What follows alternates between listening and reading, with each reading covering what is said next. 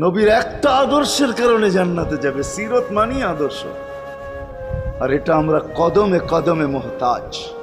কেননা এই ছোট জীবনটা যদি গ্রহণযোগ্যতা পর্যন্ত পৌঁছাইতে হয় আল্লাহর কাছে, চাই নারী হই, চাই যুবক হই, চাই বৃদ্ধ হই, যেই মানুষই হই না কেন, যেখানেরই হই না কেন, যেই বাসারই হই না কেন, যেই বর্ণেরই হই না কেন, যেই পেশারই হই না কেন, যেই সোসাইটিরই হই না কেন, এই জীবনটাকে যদি গ্রহণযোগ্যতা পর্যন্ত পৌঁছাইতে হয় কার কাছে? দুনিয়া আলাদের কাছে না, মালিকের কাছে, যিনি এক ফোঁটা পানির থেকে অস্তিত্ব দিছেন, যার কাছে আবার আমাদেরকে ফিরা যেতে হবে।